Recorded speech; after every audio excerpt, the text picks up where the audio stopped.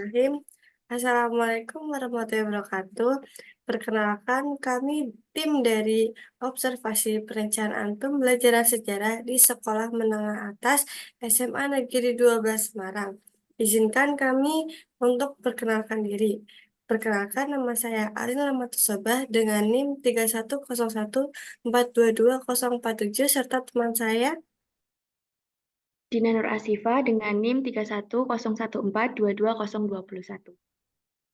Izinkan kami untuk mempresentasikan hasil dari laporan observasi pembelajaran perencanaan pembelajaran sejarah di SMA Negeri 12 Semarang.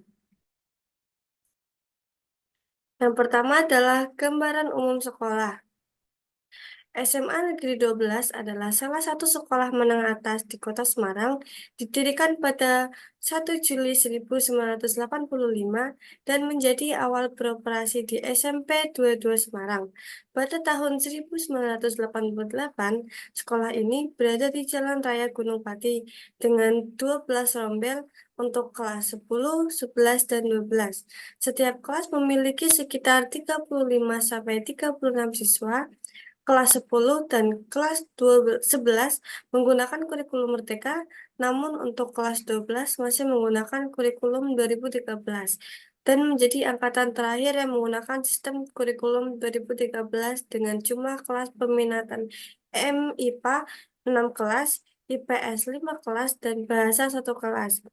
SMA Negeri 12 Semarang juga termasuk dari 148 sekolah di Semarang yang telah mendeklarasikan sekolah ramah anak. Selanjutnya adalah karakteristik sekolah yang akan dijelaskan oleh teman saya. Karakteristik sekolah.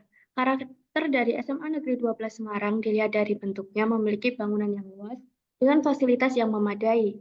Lingkungan sekitarnya pun rindang dan sejuk dan banyak pepohonan. Juga dekat dengan masyarakat sekitar sehingga mampu bermitra atau bekerjasama dengan masyarakat di sekitar sekolah.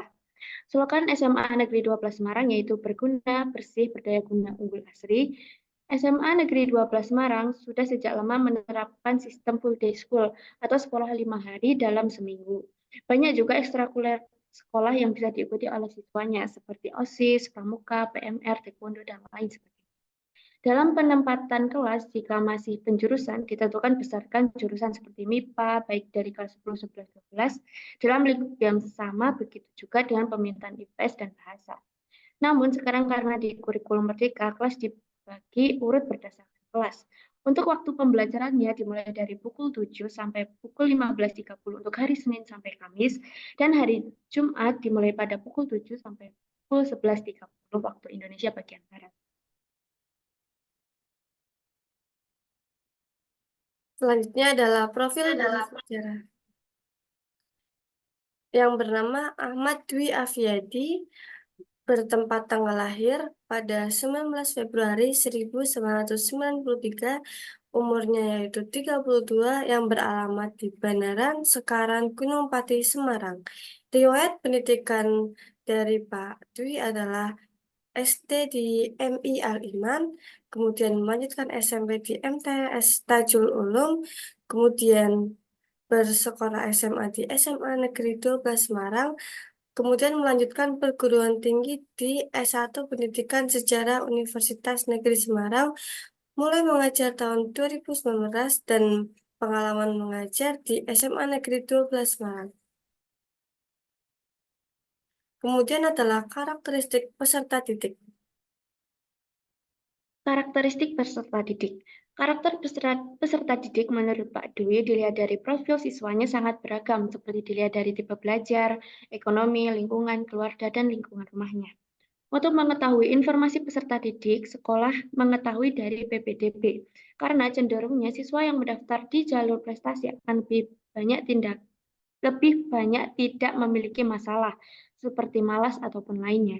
Untuk perilaku anak dari kurikulum 2013 dan kurikulum Merdeka sangat berbeda, karena porsi yang digunakan untuk anak anak akan lebih ekspor berada di kurikulum Merdeka dengan program P5-nya yang diadakan di sekolah. Menurut pendapat Pak Dwi, siswa akan cenderung lebih berpotensi dan lebih bagus pada kurikulum mereka, namun masih perlu dikawal dan dibimbing.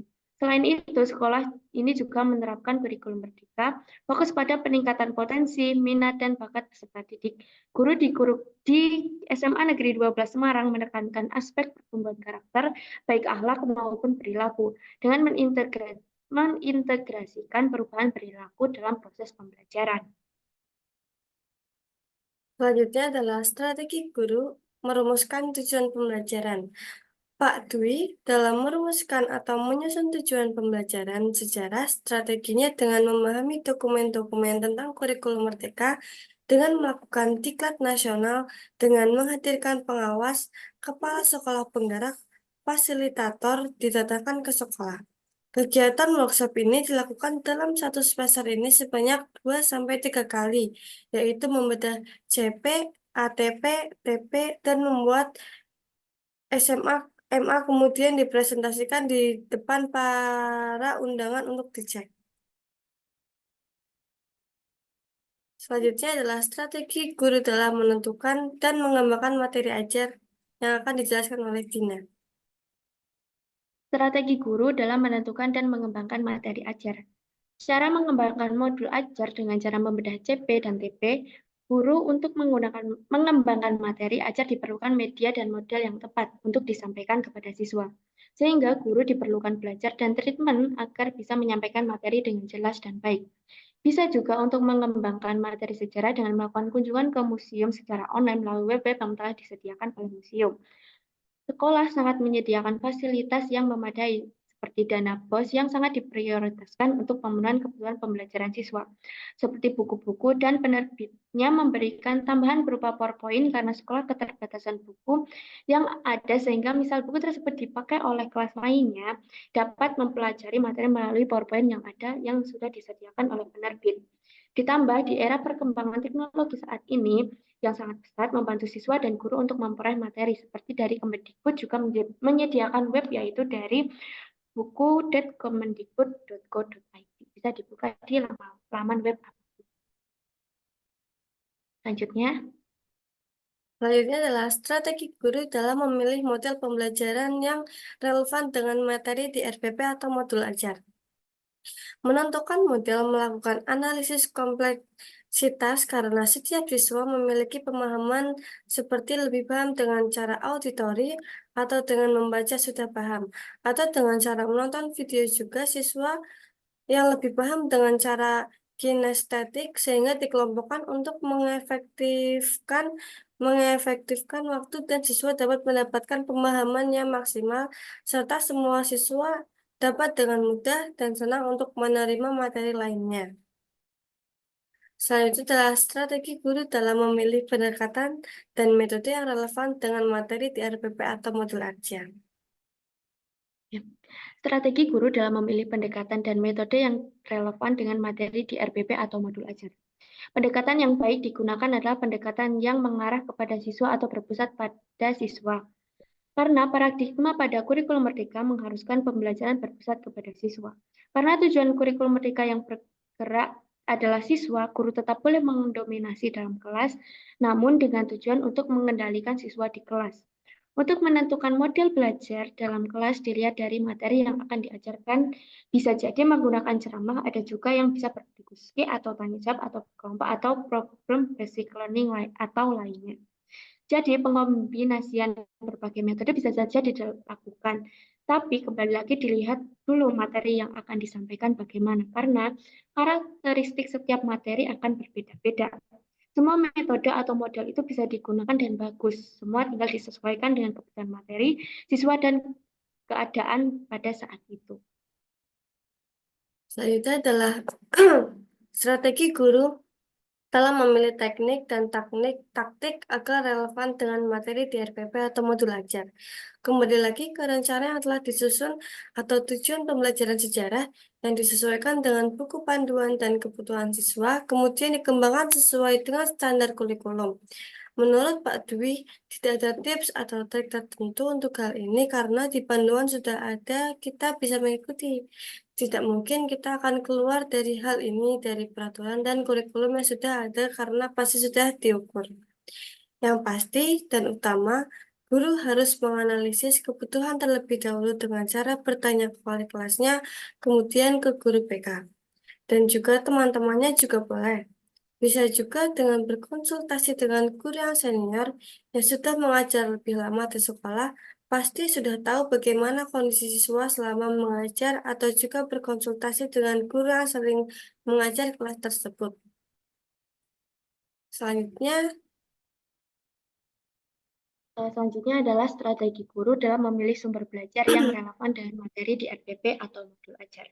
Memilih sumber belajar yang terpercaya seperti misal buku dan media belajar lainnya yang ditulis paling minimal oleh lulusan sarjana 1 atau jika ingin mencari buku yang lebih tinggi kualitasnya, bisa menggunakan buku yang telah disediakan oleh pemerintah melalui web buku.kemendikbud.go.id yang pasti sudah terjamin kualitasnya. Bagi Pak Dwi, sumber belajar bisa didapatkan di mana saja, baik secara langsung maupun online. Di sekolah sudah menyediakan buku yang diterbitkan oleh Intan Pariwara dan Erlangga. Melalui virtual tour juga bisa dilakukan dengan mengunjungi web-web yang telah disediakan oleh museum atau tempat sejarah lainnya.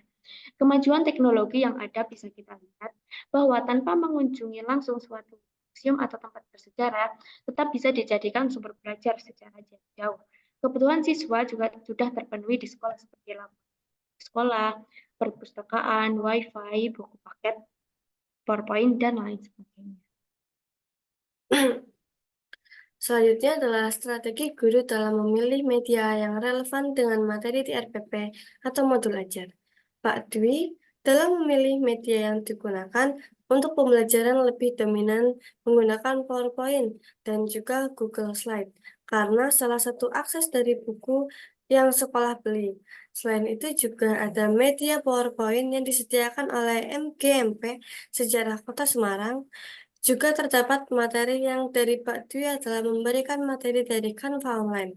Bisa juga menggunakan media berupa Google Form untuk mengumpulkan pertanyaan-pertanyaan. Kemudian ketika sudah semua, Pak Dwi menjawab pertanyaan satu persatu dari pertanyaan yang dikumpulkan di Google Form. Selanjutnya adalah strategi guru dalam mengintegrasikan TPAJK dalam RPP atau modul ajar. Technological Pedagogic Content Knowledge atau TPAJK adalah salah satu kerangka kerja untuk memahami dan menggambarkan jenis pengetahuan yang dibutuhkan oleh seorang guru untuk mengefektifkan praktek pedagogik dan pemahaman konsep dengan mengintegrasikan sebuah teknologi di lingkungan pembelajaran. Di SMA Negeri 12 Semarang, semua guru telah diberikan kesempatan untuk mengembangkan tentang penggunaan teknologi di era sekarang yang diimplementasikan di pembelajaran. Guru diharuskan memahami pengetahuan terutama untuk sejarah seperti metode pengajarannya yang baik dalam kelas bagaimana, pengolahan kelas, perencanaan pembelajaran selama satu semester apa yang harus dicapai oleh siswa, dan jika tujuan pembelajaran tidak tercapai, bisa dikatakan guru belum berhasil menjadi guru karena belum menguasai pedagogical knowledge. Selanjutnya adalah asesmen pembelajaran. Asesmen mencakup proses pengumpulan informasi atau data terkait dengan pengetahuan, keterampilan, sikap, atau perilaku. Tujuan dari adanya asesmen adalah untuk memahami sejauh mana siswa atau peserta didik mampu memahami dan mengukur kemampuan dan pengetahuan. Asesmen sendiri terbagi menjadi dua jenis, yaitu asesmen formatif, dilihat langsung dari sepanjang proses pembelajaran. Yang kedua, asesmen sumatif, dilihat dan dilakukan pada akhir periode pembelajaran seperti TPS dan PAS. Dapat berupa tes, portofolio, atau penugasan. Teknik asesmen yang dapat digunakan dalam pembelajaran bisa dengan cara berikut, yaitu ujian tertulis, proyek, atau tugas praktik, wawancara, portofolio, pemecahan masalah, observasi, ujian lisan, dan esai. Dalam melaksanakan pembelajaran yang efektif dan efisien, guru juga perlu melakukan identifikasi atau pengamatan terhadap karakteristik psikomotorik, dan potensi peserta didik. Selanjutnya adalah Selanjutnya adalah akurasi atau ketepatan implementasi RPP atau modul ajar yang telah disusun. Akurasi menurut Pak cukup tinggi. Jika diukur menggunakan angka sekitar 85-90%, bahkan bisa mencapai 95%. Karena itu semua memerlukan proses yang panjang dan harus tepat guna. Namun jika ada suatu acara yang diadakan secara mendadak, mau tidak mau akurasi ini tidak akan sempurna, bahkan tidak bisa saja tidak mencapai 85%. Karena akan berdampak pada jam pelajaran yang berkurang. Hal lainnya yang mempengaruhi tingkat akurasi adalah suasana kelas yang sudah tidak kondusif.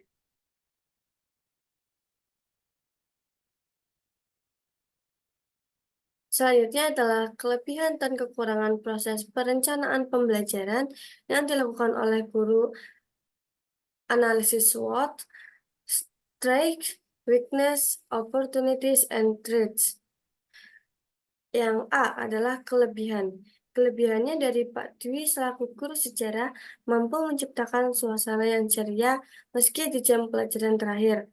Pemahaman dan pemanfaatan sumber belajar yang ada, pengetahuan pun tentang referensi buku sejarah atau sumber lainnya, referensi model pembelajaran, ditambah menurut Kami kami, memang Pak Dwi memiliki karisma tersendiri bagi siswa-siswa di sekolah, ditambah termasuk guru muda dan sudah menempuh sampai jenjang S2. Kelemahannya pada umumnya pada mata pelajaran sejarah adalah karena rasa bosan dalam menerima materi sejarah dalam kelas, apalagi jika pelajaran sejarah berada di jam terakhir. Sudah pasti pikiran siswa hanya ingin pulang karena lelah seharian, ngantuk, atau lainnya. Sehingga ketika guru menyampaikan materi, bisa saja siswa tidak menangkap dengan baik materi yang dijelaskan. Selain siswa, guru juga merasakan hal yang sama. Bisa saja guru dalam seharian mengajar full selama 10 jam mata pelajaran, sehingga ketika jam pelajaran terakhir, penyampaian materi tidak sesemangat jam pelajaran pertama, di mana guru masih enjoy dan semangat mengajar. Peluangnya adalah Pak Dwi bisa menguasai jam pelajaran terakhir, di mana jam pelajaran di jam terakhir rawan siswa tidak fokus karena sudah leleh dan capek lelah untuk menerima materi yang akan disampaikan, di mana Pak Dwi bisa dikatakan guru yang disukai oleh siswa-siswa di sekolah. Karisma tersendiri yang dimiliki Pak Dwi sangat menjadi peluang dalam penyampaian materi pembelajaran sejarah. Yang terakhir adalah ancaman. Ancaman yang sering dihadapi adalah listrik, karena memang wilayah Gunung Pati sering terjadi pemadaman listrik dan LCD maupun proyektor bermasalah, sehingga pembelajaran yang sudah direncanakan tidak berjalan dengan maksimal. Sehingga cara mengatasinya adalah Pak Dwi sudah mengirimkan file materi yang sudah diberikan, yang memang sudah dibagikan di awal melalui grup WhatsApp, sehingga menjadi referensi utama dalam pembelajaran kelas hari itu. Kesimpulannya adalah, dari observasi kami di SMA Negeri 12 Semarang, kami dapat mengetahui bagaimana strategi yang dilakukan guru mata pelajaran sejarah untuk menyusun RPP atau modul ajar. Selain itu, dari narasumber kami yaitu Pak Dwi memberikan penjelasan tentang model, pendekatan, model, dan taktik yang beliau gunakan di sekolah. Menurut beliau, pembelajaran dengan cara ceramah itu tidak salah, namun harus dibawakan dengan yang lainnya agar tidak membosankan. Siswa memang lebih banyak memahami mata pelajaran sejarah melalui ceramah atau guru bercerita, sehingga metode atau model apapun baik dan bagus diterapkan, tidak ada pembedanya, hanya saja disesuaikan dengan keadaan.